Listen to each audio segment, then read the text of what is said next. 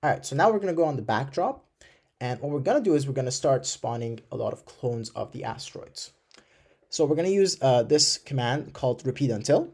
And repeat until essentially ensures that whatever we have inside this loop keeps getting repeated until this condition is met. So for example, you can say repeat until the game ends, right? And that essentially ensures that whatever you have in there keeps happening until the game is over. So that's exactly what we're going to do. We're going to say repeat until game ended equals 1, which essentially means that the game has actually ended. So repeat until game ended equals 1. And until that, we're going to create clones of the asteroid. And we're going to wait a little while after that, right? So how long should we wait after we create a clone of the asteroid? We can set a number of seconds and that will work fine. But what we want to accomplish is we want to make sure the game gets harder and harder as it goes along, right? Because there's no time with this game. This game keeps going on until you get hit 3 times. So we need to make sure the game keeps getting harder and harder as it goes on, because if it doesn't, then someone could just essentially play forever, right? We want to make sure it keeps getting harder and harder. So we want this to start out easy, but as time goes on, we want this wait period to come down and down and down and gets lower and lower and lower. So we're going to use a formula that you have seen before, and it looks like this. So it's a little bit of a complicated formula, so just copy it from me. So it's 1 over 1 plus the score divided by 100. So there we go. Let's make sure that doesn't come out. Put that there. 1 over 1 plus the score divided by 100. All right, so just copy that over. And what this formula essentially does is that it makes sure that once your score is lower, it's going very slowly and it's quite easy for you to get rid of those asteroids. But as the game goes on and on and on, and you accumulate more scores, the game gets more and more difficult. All right, so just copy that over. And now we're going to go to the asteroid. And we're first going to make sure we have all the variables we need, because we need 2 more variables for the asteroid. Because first we want to have a variable that determines if the asteroid is coming from the left side or from the right side.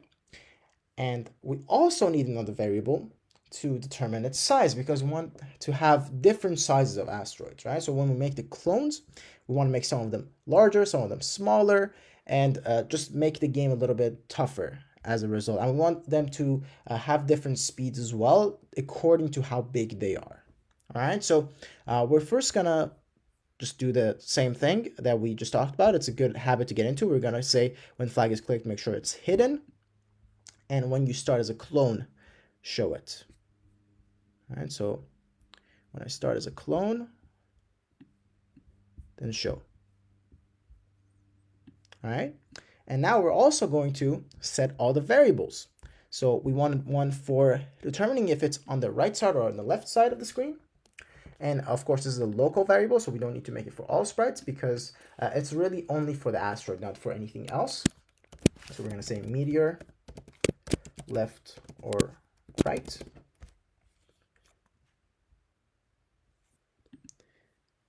And we'll make another one called meteor size. And we'll make sure that this one is also for the sprite only. And we make sure that this one is not shown. So just make sure they're all unticked except for the score, which is ticked. All right. And now we're going to make sure that we also have all of them hidden here as well. That's another good habit to get into. Just have hide variable. All right. And you don't need to do it. You can just untick, but it's a good habit to get into. And when you start as a clone, you show the clone, obviously, and then you need to set some size and one of these left or rights, right? So we're first going to set the left or right size. And we're going to set the sides by picking a random number between 1 and 2, right? So if it's 1, it's on the left side. If it's a 2, it's on the right side. All right, nothing crazy, and we'll set that in a second. And also we're going to set meteor size. And that is also going to be another random generator. And this one we're just going to go from 0 to 5. And again, we'll see in a second how we're going to use these. So what we want to do is we want to set the actual size of the clone to a combination of this, right? So we first want to make sure we have a minimum size, right? So let's say we don't want the size of this meteor to be less than 30. So that's going to be our floor. We're going to have set it to 30 plus whatever random number we generated times something a little bit more meaty, right? So let's say whatever size we generated times 5. All right, so what this essentially does is it ensures that we get a random number between 30, 35, 40, 45, 50, and 55, right? Because we're going to get some random number from 0 to 5. We're going to time that by 5 and add it to 30, all right? And that's going to be the size of the asteroid, okay? And this will give us a lot of variety in the asteroid sizes that we're going to get. And also, we need to make sure that we set the origin point according to this random number that we generated. So we're going to say, hey, and we're going to use an if-else, by the way, not just an if. We're going to say, hey, if the meteor right or left to right, whatever we called it, if meteor left or right equals 1, then we're going to set the x to a negative number so that it starts from the left side. So we're going to go over to the top and we're going to say set the x to, let's say, negative 250.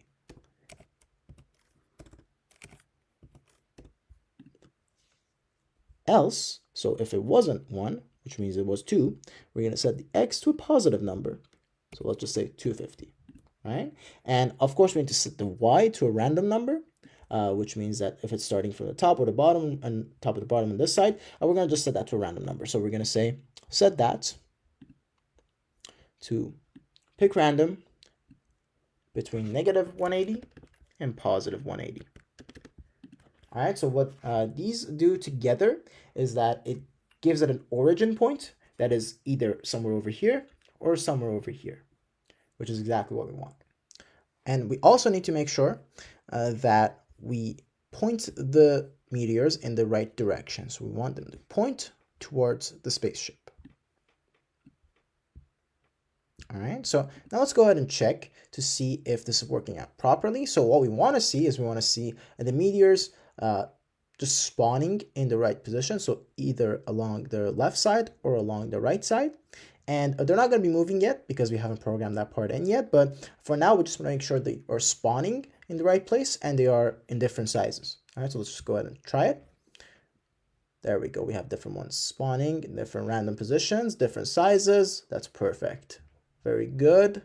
A lot of lefts are happening, but there we go. Another one on the right, another one on the right, and that's exactly what we want to see. All right, so we're going to stop there, and we're going to continue programming the other parts of it, so including the movement and the laser hitting them and stuff like that in the next video. So check out the next one.